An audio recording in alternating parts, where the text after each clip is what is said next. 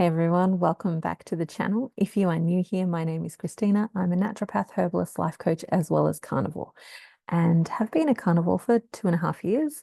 And I'm currently doing the Lion's diet. So I'm somewhere around the 70 days into Lion's diet, probably a bit more than that because I've got maybe 17 days to go, 15 days to go, before I complete a 90 days of the Lion's diet. So you may have heard about the latest sort of scandal that's been taking place, which is that LMNT have come out and said that they've got dextrose in their actual in their product.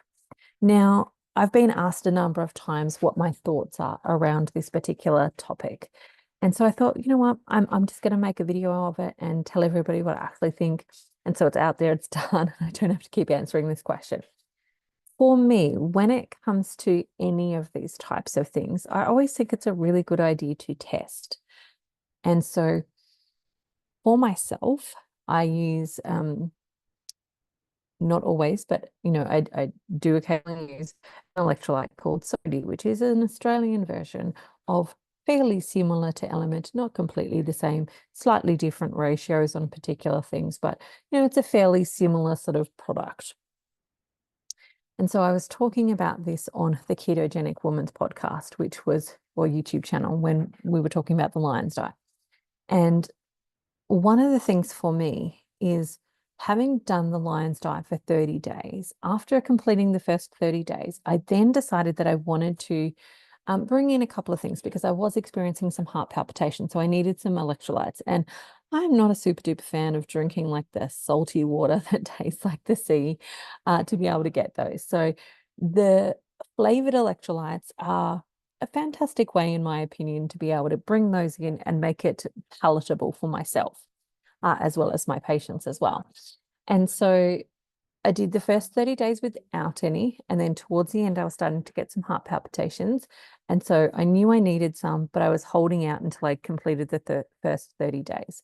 Now, throughout those 30 days, I had been checking both my blood glucose and my ketones every morning at least, and sometimes a couple of times throughout the day, just depending on what might be happening. And so I knew what my blood glucose was. I knew what my ketones were. I knew how my body was responding.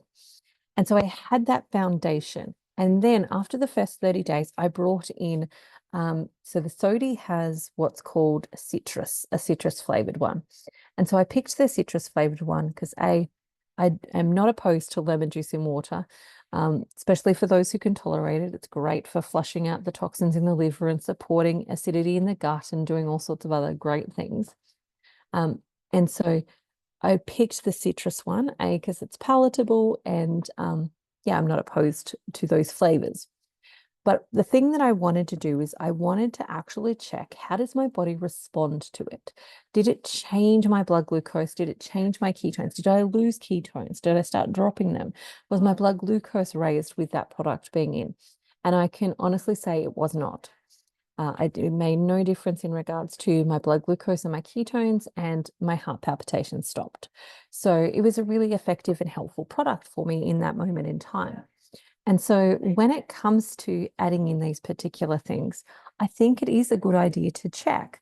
But in order to be able to check properly, we kind of have to get to what is our foundation? Like, what are the foundations of things? And that's where the Lion's diet was really helpful, was actually to get back to basics, get back to my ketones were coming out, my blood glucose was going down, everything was working really well for me. And from that space, I could test and check what actually was helpful. And that's what I'm intending to do as I start to move off of the Lion's diet and expand my diet even more after the 90 days, or this next round of the 30 days, which will end on the 16th of November, happens to be my wedding anniversary, is that I'm also going to check. So for example, I'm now wanting to test, is it the beef fat that gets my ketones up, or can any animal fat get my ketones up? And how much of it do I have to have? I.e., if I bring in a pork belly, for example, will I still be able to maintain those ketones, or will they drop because maybe I actually am reacting to pork and was not aware of it? Will butter have the same effect as beef fat does in actually helping me bring the ketones up and stay in ketosis. Will butter have that same effect? I would like it to, because it's tasty and it's easy. And it's much easier to buy. Like when I buy my beef fat, I have to go to the butcher and hope that they've got extra fat. I could probably ring them and say I'm coming in, and maybe that would work a little bit better. But as it happens at the moment, I generally turn up, and if they've got fat, they give it to me. If they don't, then I can't. I have to come back another day. Whereas butter, I can walk in and get it from pretty much any supermarket. And so I'm going to test that out and actually just be watching what happens with my blood glucose and ketones as I bring one thing in at a time. So I'm saying that essentially that we all need to test things out for ourselves, because what works for one person definitely doesn't work for another person, and what works for somebody else might not work for you. And I say that knowing that I have some clients, for example, who have had really not so great benefit or side effects of having, say, stevia. Like, I have one lady who feels that the stevia actually caused a miscarriage for her. Whereas other people have broken out in hives, other people have had other issues. And then there are people who have no issues whatsoever, has no impact on their blood glucose and their ketones. Now, I keep saying blood glucose and ketones because it's important to actually test both. If you're trying to test out a product, there are 3 things that I would suggest that you would test from an internal medicine perspective, and that is your blood glucose, your blood ketones, as well as your pulse. Now, I've mentioned this before as well on other people's YouTube sessions, where one of the ways you can test if you actually have a problem or a immune problem with something that you're actually eating is to test your pulse. So the way that you can do that is either you can test your pulse yourself, count it, etc., or you can get a pulsometer. They're about $15, sometimes a bit cheaper. But a pulsometer, you just stick it on your finger, it measures your pulse, and it gives you a reading. So you don't have to count, you don't have to worry about like how long am I doing this, and etc., etc. It makes it really easy. So you put it on in a resting state. So make sure you're resting before you put it on. Don't just run around the house and then go, okay, now I'm going to test my pulse, because your pulse is going to be higher because you've been active. So sit down, have a bit of a rest, couple of big deep breaths, calm your body, and then test your pulse. And then write down what that number was. Then consume the thing that you actually want to consume. So whether it's the electrolytes, or whether it's the butter, or whether it's the pork belly, whatever it is that you're wanting to bring in, consume that. Stay in a resting state for 10 minutes after, and retest your pulse. And then test it again 20 minutes after. Maintain rest. Because if that pulse has stayed within about a 10% range after consuming, let's say, pork belly, after consuming that, then it hasn't triggered a release of adrenaline, which is an indication that it's not stimulating your immune system. So there's not that sort of problem that's actually there. Now, testing blood glucose and blood ketones is also another important factor. When you can consume something and then see how is it actually affecting or impacting my blood glucose and ketones. Now, I say both because if you're just testing blood glucose, your blood glucose may remain the same, but you've lost ketones.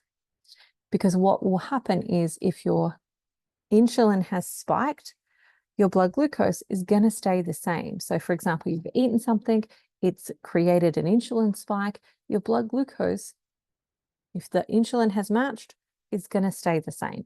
So you can get this false feeling or idea that it's not actually affecting you if you're still fairly insulin responsive. So instead of your blood glucose rising, your insulin has matched it to keep it into that balanced space, but what you've lost is your ketones. And that's why it's important to test ketones as well, to make sure that your blood ketones have not come down, because that's going to be that indication of whether you've had an insulin spike while you've been consuming that particular food. And so if you've got a history of where you're fairly stable, it's pretty boring as to what your numbers are. You're going to wake up with the ketones over a 1 and your blood glucose is going to be, whatever number that is. If you've got a state where it's fairly boring, it's fairly the same, and there's not been any big major fluctuations or changes, and then you test one of these things out, you'll be able to see a little bit more quickly and easily as to whether that's having an impact on you.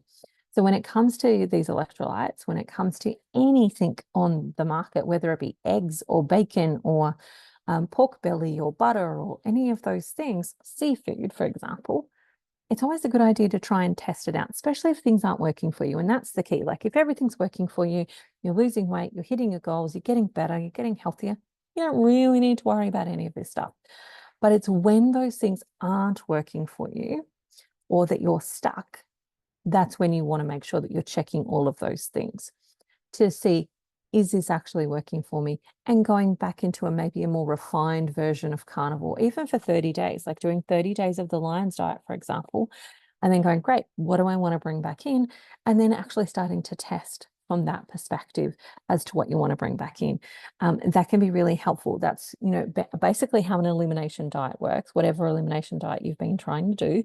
That's how an elimination diet works. You take everything out, you bring things back in very slowly. And when I mean slowly, I mean very slowly. So from a GAPS perspective, which is gut and psychology syndrome, which is something that I do with some of my patients, we will bring in a new food over weeks. So for example, when we're doing the really nicely controlled slow version, let's say we're bringing in eggs. Great. We bring in half an egg yolk for 3 days.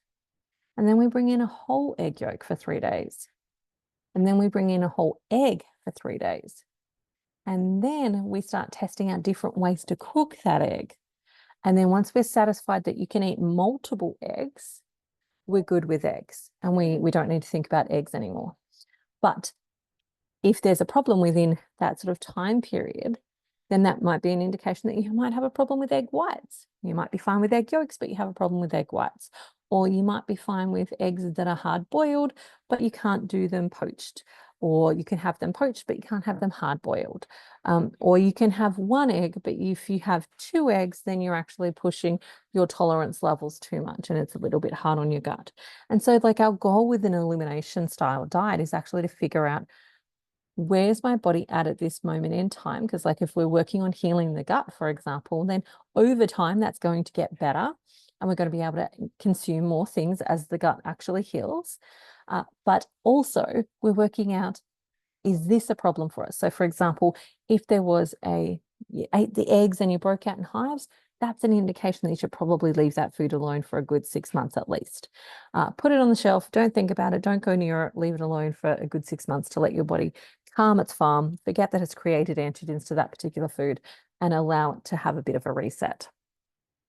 And so when I'm thinking about the LMNT stuff, when I'm thinking about this coming out, one, I really wish that the company had disclosed it. I'm sure everybody involved, especially all of the people who are good-hearted people who are trying to share products that are helpful for them, I'm sure they're sitting in that space now where they wish that the company had actually declared that. However, that doesn't mean we throw the baby out with bathwater. There can still be some beneficial stuff from using things like the LMNT product, etc., especially if it's going to help keep you eating 99.8% perfect, right? Or as best as you possibly can. And there's just that 2% of something that's a problem for you, or is not a problem for you, but it's not as clean as you would like it to be. If it's going to help keep you on track and mentally like in the game, then really it's not that much of a drama. If it is a problem that it is causing some blood glucose issues, some ketone issues, it's causing, your heart rate to start to increase or your pulse to increase, then that's an idea that you should take that particular thing out. But that's actually the same for everything, whether it be seafood, prawns, eggs, chicken, etc.